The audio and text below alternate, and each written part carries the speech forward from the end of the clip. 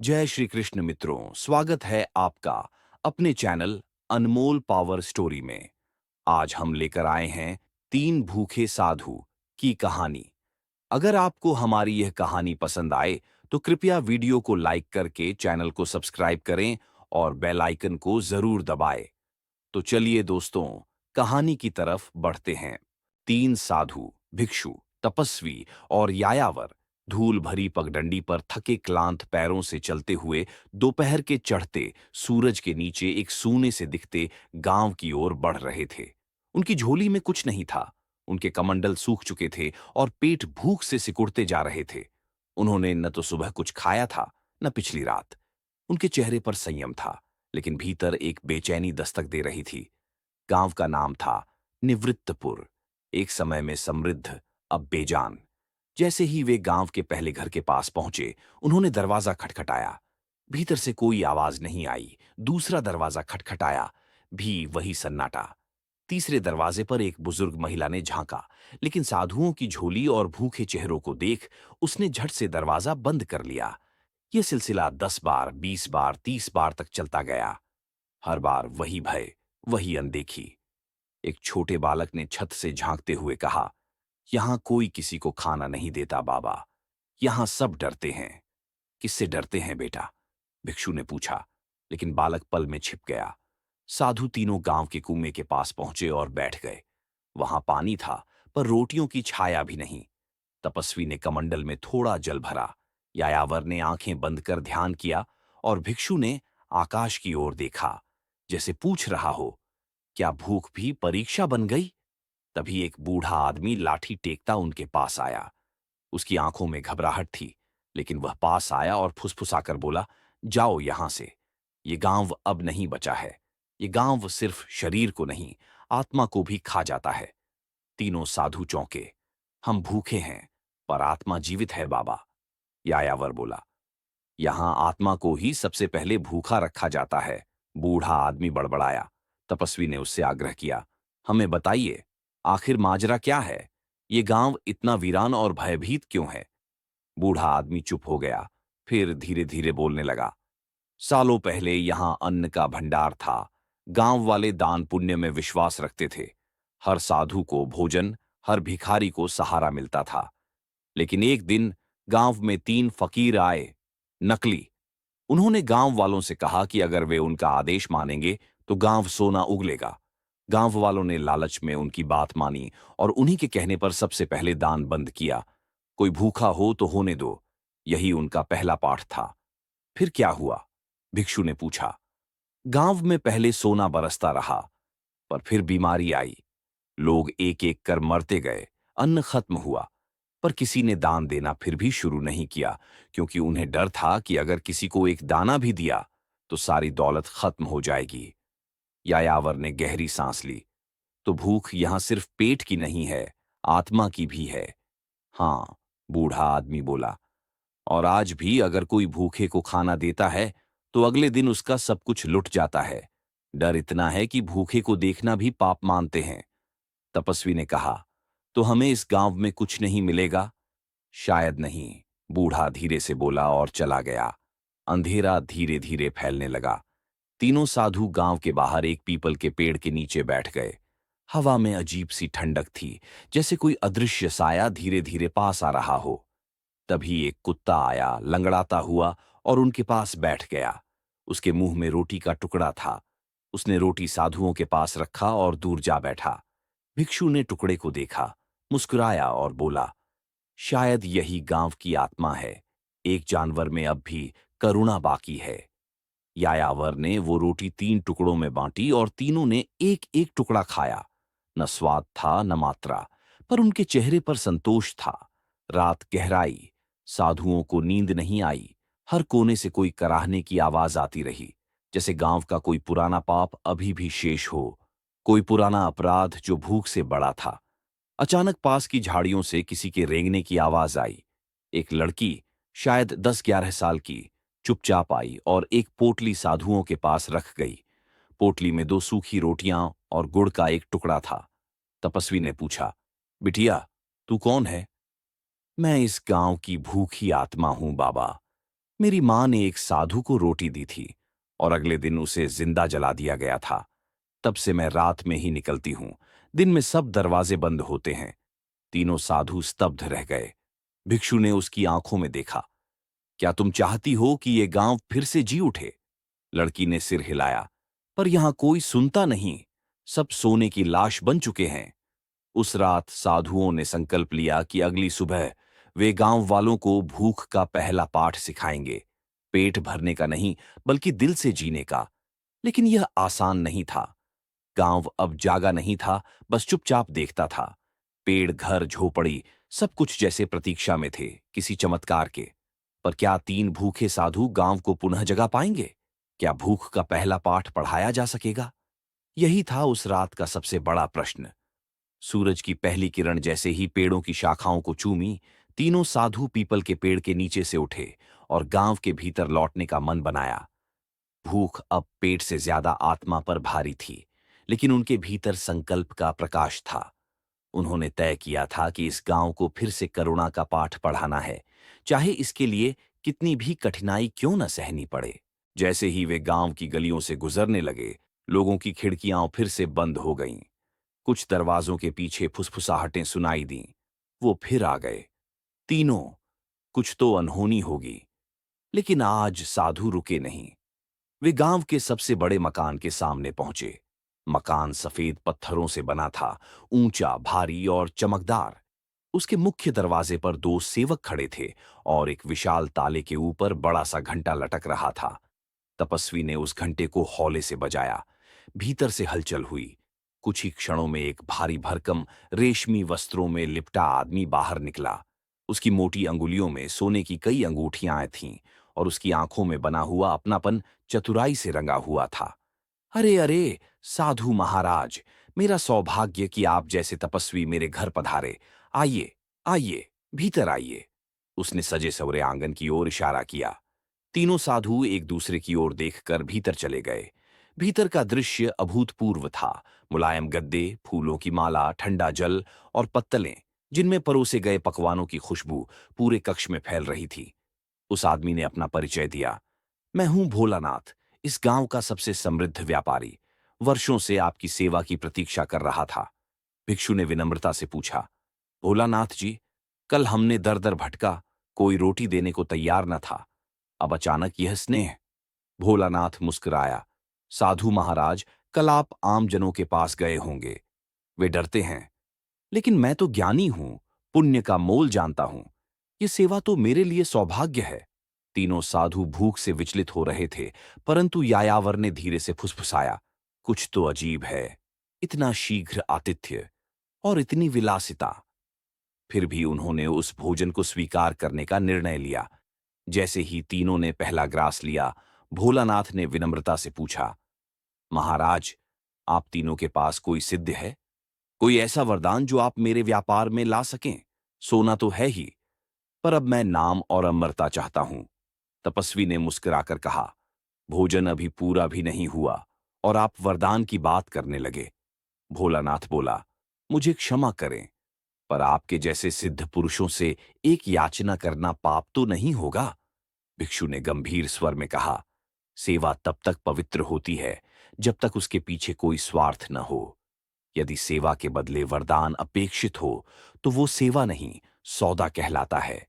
भोलानाथ के चेहरे की झूठी मुस्कुराहट अब धीरे धीरे कठोर होती जा रही थी। उसने कहा, देखिए महाराज, मैं खुलकर कहता हूं, मैंने आप तीनों को भोजन दिया। अब मेरा अधिकार बनता है कि आप मुझे कुछ विशेष दें। आप लोग जानते हैं, इस गांव का श्राप, लेकिन आपके जैसे साधु ही इस श्राप को मिटा सकते हैं, बशर्ते आप मेरा साथ दें।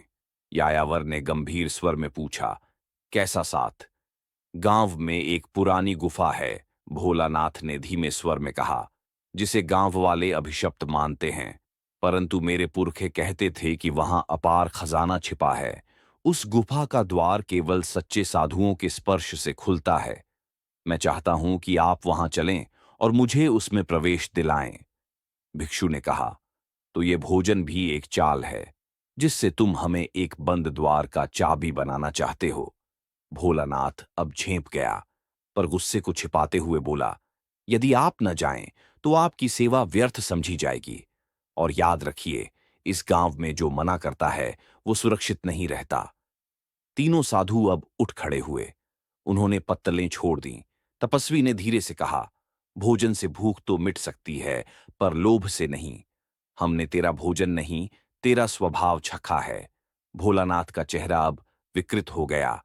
तब भुगतो, यहां से बाहर कोई साधु नहीं जाता जिंदा। जैसे ही वह चिल्लाया, चार सेवक पीछे से निकलकर हाथों में डंडे लेकर आगे बढ़े। लेकिन उस क्षण कुछ अद्भुत हुआ। साधुओं के चारों ओर एक हल्का तेज फैल गया। उनकी आंखें बंद हो गईं और एक शांत मंत्र हवा में गूंजने लगा। भोलानाथ और उसके सेवक जैसे स्थिर हो गए, जैसे समय कुछ पल को थम गया हो। तीनों साधु बाहर निकल गए, शांत, मौन, लेकिन भीतर से सशक्त। गांव की गलियों में फिर से सन्नाटा था, लेकिन कुछ खिड़कियां अब अध खुली थीं। लोगों ने देखा कि तीनों साधु फिर जीवित बच निकले थे। उन्हें एक सीख मिल चुकी थी, झूठी सेवा असली भूख से भी ज्यादा खतरनाक होती है। और अब उन्हें उस गुफा की ओर बढ़ना था जिसके द्वार उनके लिए खुलने वाले थे। पर वो गुफा सिर्फ खजाने की नहीं थी, बल्कि उस गांव के इतिहास, पाप और रहस्य की चाबी थी। तीनों साधु अब गांव की सीमाओं से निकलकर जंगल की ओर बढ़ चले। हवा अब भी भारी थी, लेकिन गांव की ईर्ष्या और भय से नहीं, बल्कि किसी अदृश्य रहस्य से जो इन वनों में गूंजता था। पक्षियों की चहचहाहट असामान्य रूप से थमी हुई थी, और पेड़ों के पत्ते किसी गूंगे साक्षी की तरह हिल रहे थे। यहां हर शाखा, हर झाड़ी जैसे किसी पुरानी कहानी को चुपचाप छुपा रही थी। घने जंगल के बीच एक सूखा तालाब था, जिसके चारों ओर चट्टानों का घेरा बना हुआ था। यही उन्हें ध्यानस्थ होने के लिए उपयुक्त लगा। तीनों साधु चुपचाप बैठ गए। भूख अब शरीर से परे जा चुकी थी। अब वह एक प्रश्न बन चुकी थी। क्या यह केवल रोटी की भूख थी, या इस भूमि के भीतर कुछ और भी भूखा था? तपस्वी ने आंखें बंद कर लीं। उसके सामने अंधकार नहीं, बल्कि वह गांव खड़ा था, डरा हुआ, स्वार्थी और झूठ में डूबा। भिक्षु ने भी ध्यान लगाया, और उसने देखा कि गांव के बाहर कहीं कोई आत्मा पुकार रही थी, जिसे कोई सुन नहीं रहा था। यायावर, जो सदा गतिमान रहा, अब शांत बैठा था, पर उसकी चेतना दूर तक फैल गई थी। कुछ ही क्षणों में जंगल की हवा बदल गई। एक ठंडी परंतु मुलायम सी लहर पेड़ों से बहकर उनके चारों ओर घूमने लगी। तभी हवा में एक धीमा सा स्वर गूंजा, नरम लेकिन उदास, जैसे किसी बहुत पुराने दुख की सिसकी। क्यों आए हो मेरे वन में? वह स्वर गूंजा, जैसे हर पत्ता उसे दोहरा रहा हो। तीनों साधु शांत बैठे रहे। स्वर फिर गूंजा, इस बार थोड़ा तीखा। तप करने आए हो, या अपनी भूख से भागने, या किसी और भूख को जगाने? तपस्वी ने आंखें खोलीं और धीमे स्वर में कहा, हम भूखे हैं, लेकिन रोटी के लिए नहीं। हम जानना चाहते हैं कि इस गांव में ऐसा क्या है कि लोग दया से डरते हैं। क्यों हर द्वार पर भय है, हर आंख में कपट? एक लंबी चुप्पी के बाद एक धुंधली आकृति तालाब के पास प्रकट हुई। उसका चेहरा साफ नहीं था, सिर्फ दो आंखें जो राख की तरह बुझी हुई थीं, और एक अधखुला मुंह जिसमें वर्षों से कोई शब्द शायद कैद था। मैं इस जंगल की आत्मा हूं, वह आकृति बोली। मैंने देखा है उस गांव का उत्थान और पतन। एक समय था जब यहाँ के लोग अन्न से नहीं, भाव से तृप्त रहते थे। साधु आते थे, भिक्षा मिलती थी, और गांव फलता था। फिर एक भूख आई, एक ऐसी भूख जो रोटी से नहीं भरती। भिक्षु ने पूछा, कैसी भूख? आत्मा ने आह भरी, स्वार्थ की भूख। एक धनी साधु आया था वर्षों पहले। उसने कहा कि वह गांव की सेवा करेगा। लोगों ने उसे देवता मान लिया। उसने बांटना शुरू किया, रुपया, कपड़ा, भोजन। लोग लाचार हो गए। फिर उसने मांगनी शुरू की सेवा, नम्रता के बदले श्रम, श्रद्धा के बदले स्वामित्व। और धीरे धीरे गांव की आत्मा उसने चूस ली। अब हर कोई उसी की नकल करता है, देने का दिखावा, लेने का लालच। यायावर ने आंखें बंद कर लीं। तो भूख केवल शरीर की नहीं, आत्मा की भी हो सकती है। आत्मा ने सहमति में सिर हिलाया। अब गांव अभिशप्त है। जब तक कोई सच्चा तपस्वी न आए, जो बिना मांगे सेवा करे और बिना भय के सच्चाई बोले, यह श्राप नहीं टूटेगा। तपस्वी ने पूछा, और हमारी भूख? आत्मा मुस्कुराई, वो भी इसी श्राप की एक परछाई है। जब तक गांव में भूख है, तुम भूखे रहोगे। तुम्हारा तप इस भूख का न्याय है। आत्मा फिर धुंध में विलीन होने लगी। याद रखना, तप एक तमाशा नहीं है। यह न्याय की अग्नि है, जिसमें सबसे पहले स्वयं को जलाना पड़ता है। तीनों साधु अब चुप थे। तप अब सिर्फ एक साधना नहीं रहा, यह एक उत्तरदायित्व बन गया था। उन्हें गांव की आत्मा को जगाना था, पर यह इतना सरल नहीं था। उस रात जंगल में एक गूढ़ शांति थी, और तीनों साधु एक जलते हुए दीपक की तरह शांत बैठे रहे, न मिटने के लिए, बल्कि जलते रहने के लिए। जंगल की रात बीत चुकी थी।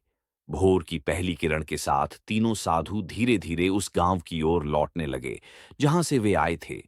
लेकिन उनके पांव उस पत्थरीली सड़क पर नहीं गए। जंगल की आत्मा ने उन्हें एक और रास्ता दिखाया था, एक पुराना भुला दिया गया गांव, जो अब मानचित्रों में भी नहीं था। हवा में कोई अलौकिक आकर्षण था, जैसे वहां कुछ विशेष प्रतीक्षा कर रहा हो।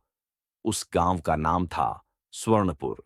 स्वर्णपुर, एक छोटा सा गांव, जो अब भी बाहर की दुनिया से कटा हुआ था। जैसे ही तीनों साधु वहां पहुंचे, लोगों ने उन्हें बिना किसी संकोच के आमंत्रित किया। द्वार खुले, मुस्कुराहटें फैलीं, और झोपड़ियों से भी आतिथ्य छलकने लगा। साधु अचंभित थे। अभी कुछ ही दूर पहले के गांव में दया नदारद थी, और यहां सेवा की वर्षा हो रही थी। गांव के प्रधान ने उन्हें सम्मानपूर्वक बिठाया और कहा, आपके लिए विशेष भोजन तैयार हुआ है। यह भोजन आपको भूख से मुक्ति देगा, हमेशा के लिए।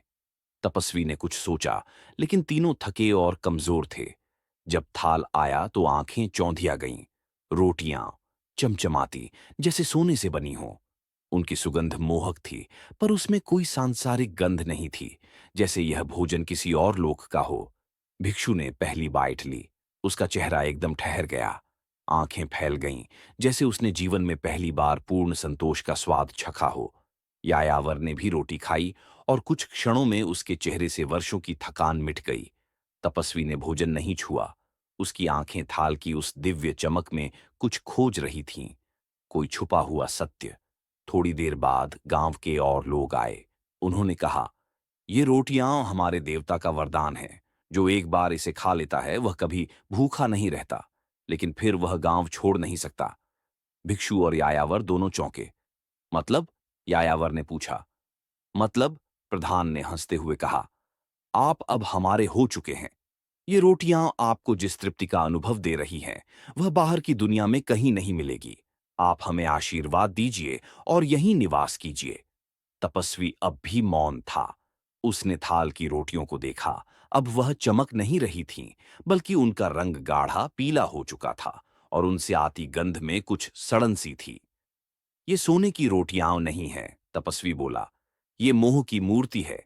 यह रोटी भूख मिटाती नहीं, लालच बढ़ाती है। जो इसे खाएगा, वह हर बार और चाहता जाएगा। गांव वाले अब धीरे धीरे घिरने लगे। उनके चेहरों पर मुस्कान थी, लेकिन आंखों में कोई खालीपन था, जैसे वे केवल शरीर थे, आत्मा नहीं। जैसे उनकी भूख खत्म नहीं हुई, बल्कि स्थायी हो गई थी। एक और रोटी, एक और तृप्ति, और फिर और। यह गांव नहीं, एक राक्षस का पेट है, तपस्वी ने कहा। और ये रोटियां उसकी जीभ हैं। भिक्षु अब कांपने लगा। उसने खुद को रुकने से रोका और बाहर की ओर भागा। यायावर को उठने में समय लगा, लेकिन उसने भी एक झटका महसूस किया, जैसे किसी अदृश्य रस्सी ने उसे जकड़ रखा हो। लेकिन तपस्वी ने अपनी आंखें बंद कीं और जोर से मंत्र बोला। एक तेज आंधी उठी, और उन रोटियों की चमक धूल में बदल गई। गांव की हवा बदली। लोगों के चेहरे विरूप होने लगे। उनका सौजन्य सड़ने लगा, और उनके शरीर धीरे धीरे राख में बदलने लगे। प्रधान अब भी हंस रहा था, लेकिन उसकी हंसी में कोई मनुष्यता नहीं बची थी। तुमने हमारी रोटियों को ठुकरा दिया, अब तुम सदा भूखे रहोगे। लेकिन तपस्वी शांत रहा। भूख मनुष्य को विनम्र बनाती है, लालच उसे राक्षस। भिक्षु और यायावर अब अपने होश में आ चुके थे। वे तपस्वी के पास लौटे। तीनों ने एक साथ आंखें बंद कीं और ध्यान लगाया। स्वर्णपुर अब केवल एक कोरा मैदान था। वहां कोई झोपड़ी नहीं बची थी, कोई गंध नहीं, कोई रोटी नहीं। वह गांव खुद लालच का राक्षस था, जो उन लोगों को निगल गया था, जो भूख से नहीं, तृप्ति की लालसा से भरे थे। तीनों साधु फिर भूखे थे, लेकिन इस बार उनकी भूख उन्हें कमजोर नहीं कर रही थी, बल्कि उन्हें और मजबूत बना रही थी। स्वर्णपुर की राख को पीछे छोड़ते हुए तीनों साधु चुपचाप आगे बढ़े। भूख अब उनके लिए केवल पेट की पुकार नहीं रही, वह एक दर्पण बन गई थी, जिसमें वे अपने भीतर के सत्य को देख सकते थे। परंतु आत्मा की तपिश से भी एक समय आता है जब रास्ते अलग हो जाते हैं। हमें अब अलग चलना होगा, तपस्वी ने कहा। भिक्षु ने सिर झुकाया। शायद हर आत्मा को अपनी अग्नि अकेले जलानी पड़ती है। यायावर मुस्कुराया। और शायद हर भूख की थाली अलग बनती है। तीनों एक दूसरे को प्रणाम कर तीन दिशाओं में चल दिए। भिक्षु उत्तर की ओर, जहां पर्वतों की ऊंचाई तपस्या को चुनौती देती है। यायावर पश्चिम की ओर, जहां रेगिस्तान की रेत में मृग तृष्णा की तरह सत्य छुपा होता है। और तपस्वी पूर्व की ओर, जहां गांवों की भीड़ में मानवता अब भी भूखी बैठी थी। भिक्षु एक छोटे से बर्फीले गांव में पहुंचा, जहां लोग हमेशा भूखे रहते थे। वो चुपचाप बैठ गया, ध्यान किया, और फिर बिना बोले रोज एक रोटी बनाकर किसी को दे देता। धीरे धीरे लोग आने लगे, फिर रुकने लगे, फिर पूछने लगे, तुम ये रोटी कहाँ से लाते हो? भिक्षु कहता, जहां भूख खत्म हो वहीं से। लोगों ने सोचना शुरू किया, फिर खुद बनाना शुरू किया। वो गांव जहां कभी लड़ाई होती थी रोटी के लिए, अब एक साथ बैठकर खाना खाने लगा। एक दिन किसी ने कहा, तुम हमारे राजा हो। भिक्षु हंस पड़ा, मैं तो बस एक रसोइया हूं। उधर यायावर रेगिस्तान में चलता गया। वहां उसे एक बाजार मिला, जहां लोग भूख बेचते थे। एक रात का सुख 2 दिन की रोटी के बदले। लोग अपनी आत्मा का सौदा करते थे, कुछ चुपचाप, कुछ हंसते हुए। यायावर ने उस बाजार के बीच एक छोटा सा चबूतरा बनाया। वहां बैठकर वह सुनाता भूख की कहानियां और पूछता, क्या तुम्हारी भूख सच में भूख है? धीरे धीरे लोग उसके पास आने लगे। एक औरत ने कहा, मैं अपनी बेटी की शादी के लिए आत्मसम्मान बेच आई हूं। यायावर बोला, तो अब खुद को खरीदो। वह लोगों को उनके सौदे दिखाने लगा। लोग खुद से शर्मिंदा होने लगे, फिर एक एक कर उठने लगे। वो बाजार जहां आत्मा बिकती थी, अब सवालों से भर गया। यायावर वहां का राजा नहीं बना, लेकिन लोग उसे रास्ता कहने लगे। इधर तपस्वी एक गांव पहुंचा, जहां मूर्तियां पूजी जाती थीं, पत्थर की मूर्तियां, जिनके सामने लोग भूखे बैठकर सोने के झूठे वरदान मांगते थे। वह वहां खड़ा हो गया और बोला, इन पत्थरों को तुमने भगवान बनाया क्योंकि इन्हें भूख नहीं लगती।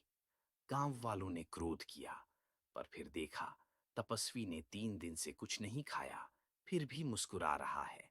चौथे दिन एक लड़की ने पूछा, तुम्हें भूख क्यों नहीं लगती? तपस्वी ने कहा, क्योंकि मैंने भूख से डरना छोड़ दिया।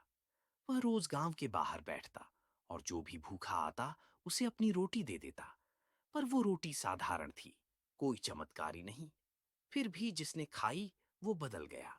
एक दिन गांव के बुजुर्ग आए और बोले, तुम हमें झूठी पूजा से मुक्त कर रहे हो, हम तुम्हें अपना राजा मानते हैं।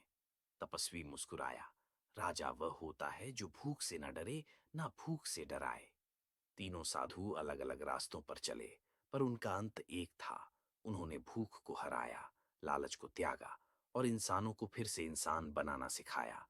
जिन्होंने तप किया, तमाशा नहीं। जिन्होंने रोटियां बांटी, चमत्कार नहीं।